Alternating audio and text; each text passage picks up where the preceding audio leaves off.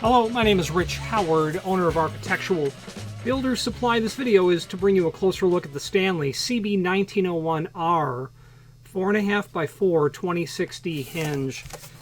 I have one removed from the packaging, and let's take a closer look at it right now. Here is the hinge. This is the CB1901R.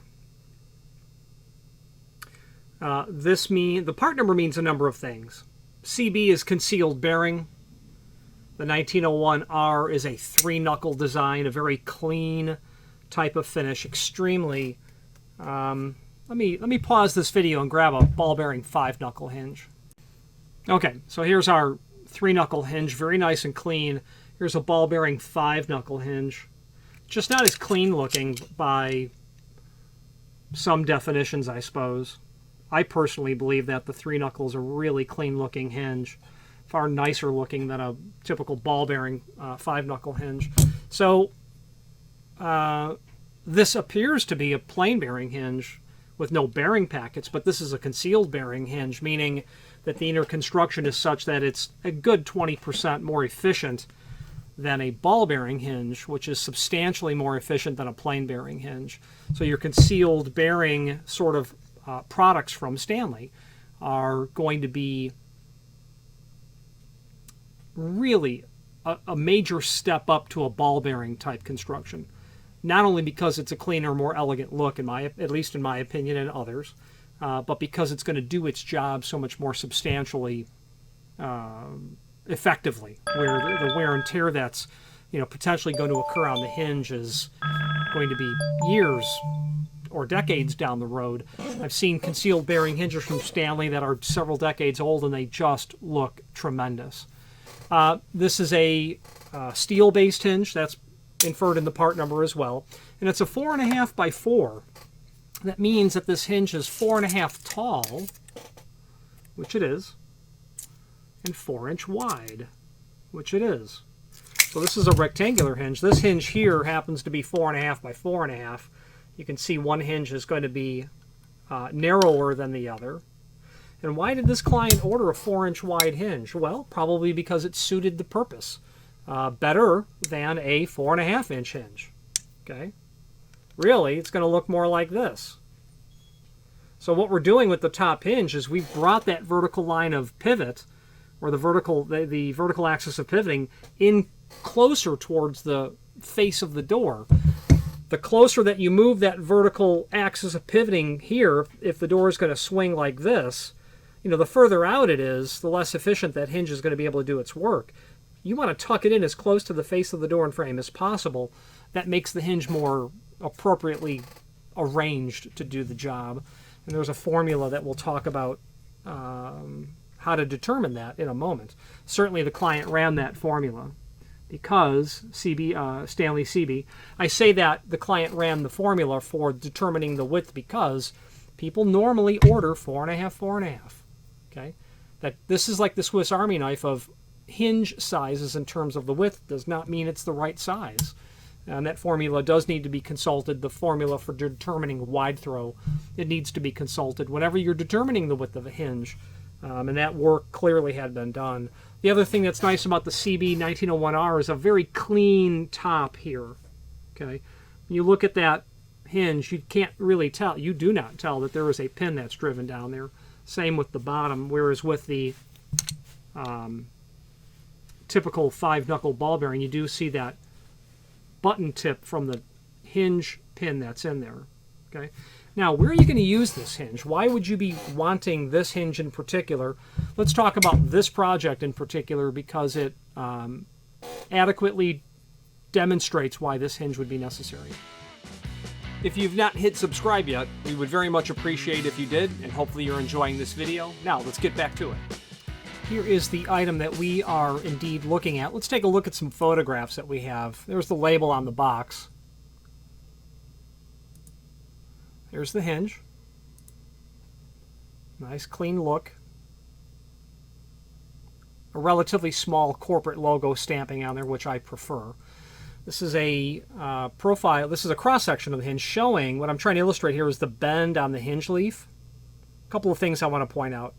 This bend on the hinge leaf, that's called the swag. It makes it gives the hinge its identity, its purpose in life, its application. Also, these bends on these hinge leaves are very elegant, very clean and elegant. They're not that way on all other hinges. That literally makes this a full mortise hinge, those bends. If you change that swag, you're changing the type of hinge. That's the back of the hinge, very nicely finished, because you do see part of that when the door is closed. And that stamping on the back says CB1901R.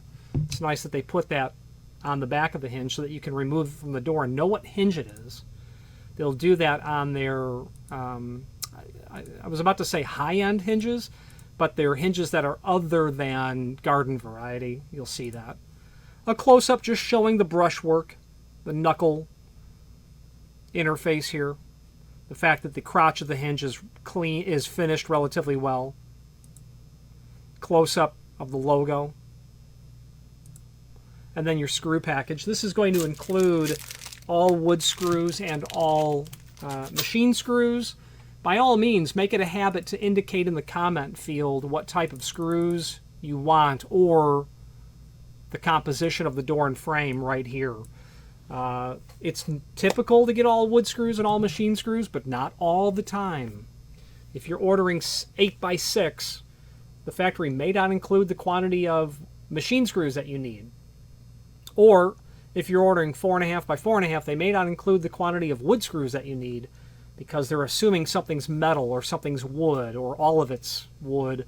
And there's nothing worse than determining when you're trying to hang the door that you have exactly half or a third of the screws that you need for a project. So indicate that here. Make that a habit. So this is a CB1901R 4.5x4, 652. That means two things. It means it's made of, it means three things. It means it's made of steel, that it is a satin chrome plating, and that it has a clear lacquer over it to protect that finish. 4.5x4. Now let's take a look at our cut sheet that we have here for this hinge. CB1901R, that part number does mean it's made of steel. Gives you a description of what it's used for heavy doors or high frequency doors, entrances to office buildings, etc. But these are what's referred to as a template hinge. The location of these screw holes is in the template pattern. There is a link below this video to a document called Template. Full mortise. Well, this is a template, we're going to call it. It's a technical drawing, I suppose. But it's a template butt hinge. This precise location of these 4 holes in each leaf is the template location for a 4.5-inch tall hinge. So if you're using a door and frame made or prepped for template hinges, it's going to be that pattern. It's not going to be any other pattern of holes like a zigzag might be, or a reverse. Much older hinges were in this sort of screw hole pattern. But if you're not sure if this is the right hinge, by all means, measure your existing and compare it to this document. This is the steel column, which means the CB1901 will be in that column. And from this row, you'll also get the other dimensions. The F line, the swag line for a 4.5x4 is 1 in 15/32, which is this F dimension here, taken from here because it's 4.5x4. That's your template. That's linked to down below as well.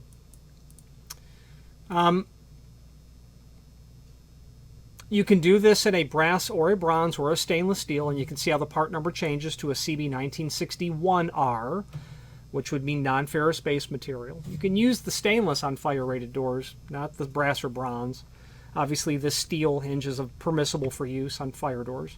What's nice is they will tell you the other sizes that you can do in this hinge. What's interesting here, what is interesting here? We've not talked about the leaf thickness yet.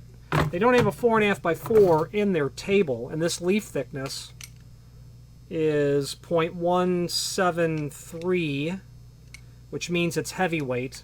Heavyweight should be 180 thousandths. This is a little bit light, but it is important that I should have mentioned earlier, this is classified as a heavyweight hinge. A standard weight hinge would be 134 thousandths. This is thicker. And you can order this in these different heights and width combinations. The gauge of the metal changes. Now, well, we'll talk about why you would use this hinge when we switch back to the screen view, which is where I meant to start out. Lifespan, limited lifetime warranty. That's talking about the construction of the hinge. And you can order it in other options. Raised barrel, which is a specialty hinge where you really change the bend in the hinge leaf to accommodate a deep inset application or a applied casing application where your knuckle of the hinge is literally in the way. Hospital tips can be done. Non-removable pin, security studs for security features over the hinge can be done as well.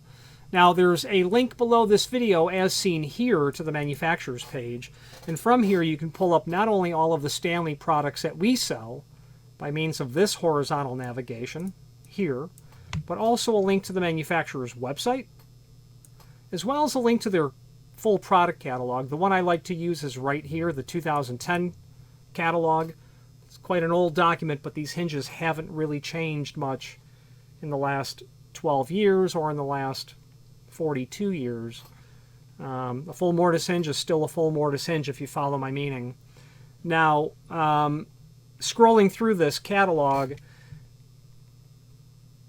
getting outside of the index, we're going to get to the general information. And this part of this catalog is useful to every single person, regardless of what part of the door hardware universe you spend time in, whether you're an architect or a designer or a consultant or a specifier or a manufacturer or a distributor or a project manager or a general contractor or a painter who has been told he's going to hang doors.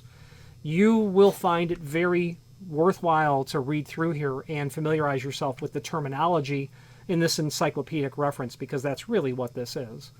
All of these initial pages touch on very important points, and I'm going to stop at the formula of determining the width of the hinge. And this is how you go about determining how wide the hinge should be. Call into question whether or not 4.5 inch wide is the right size. And here's what you do. Formula to determine width where additional clearance is required. Yeah, I would just call it formula to determine the width of the hinge. Meaning sometimes you don't need to have it so far out, and sometimes you need to have it much further out. So you take the door thickness and you minus the back set. The back set is the amount of the door that's not been mortised, and you multiply that by 2.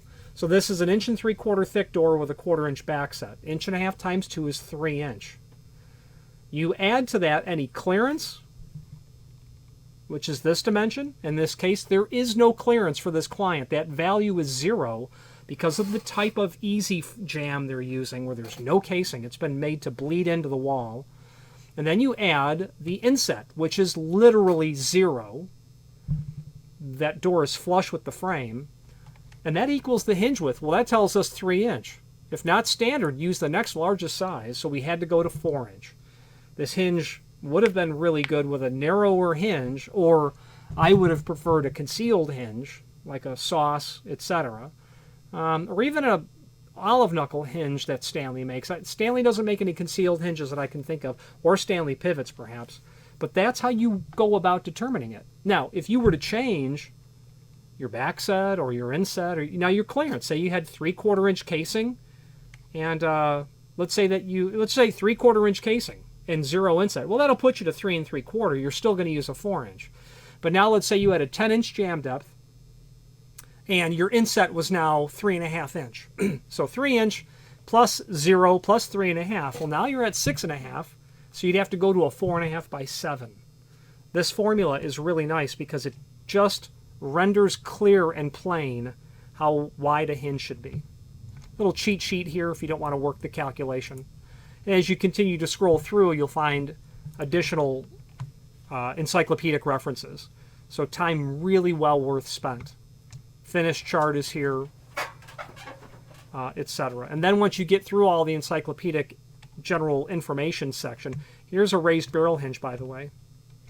That hinge I just described, 6.5 inch wide, probably going to need a raised barrel on that.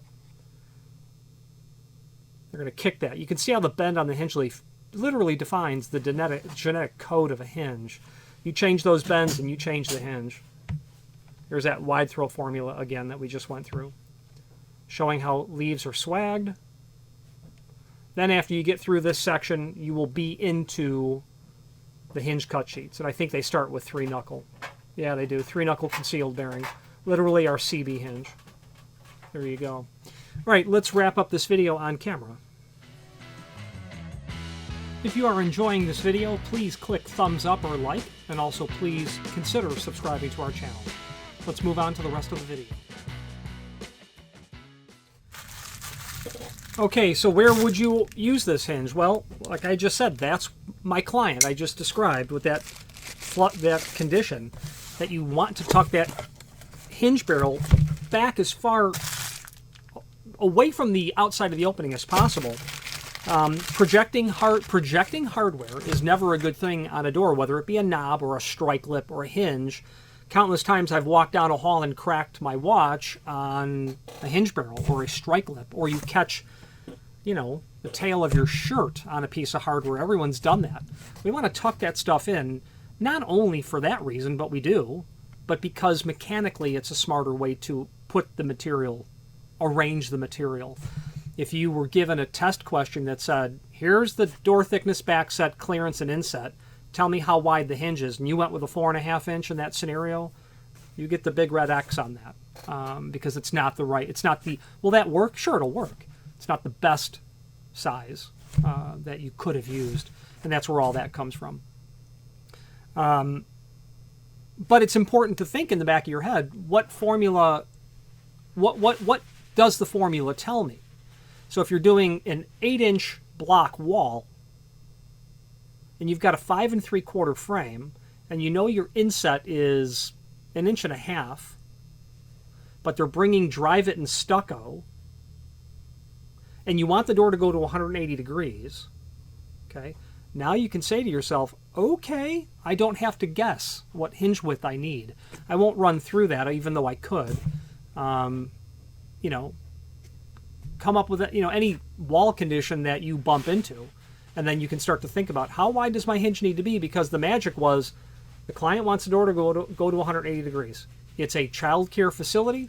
They want that door to go to 180 so they can hook it on the outside of the building so the children can come and go at recess, kind of thing. The other thing I said is 1.5 inch inset, then you hit the face of the frame, but they're going to run drive it all the way up. Now you're thinking, oh, I have to also think about the length of the lip of my strike. And there's a whole formula for that as well. Another key component to formulas when it comes to door hardware. Very often I'll get a call, yeah, you know, I've got jam extensions and my latch bolt of my lock is hitting the pine jam. I need a longer lip. And those extended lip strikes very often go with wider than average hinges. And then to tie into all of this, in that same scenario with the 0 clearance, 0 inset, the client does also need to calculate what length of lip he needs. Will the standard 1 1/4 inch lip be the correct size? Maybe. Or maybe they can get by with something less. And then you go to what your manufacturer provides. You know, can you do an 1 1/16 inch? Would that be a better size for you? Yeah, it could be. You want to take a look at that always. So be mindful of these details. Because on the big test, those questions are going to be on there. I'm quite partial to Stanley, and this hinge is made in Asia.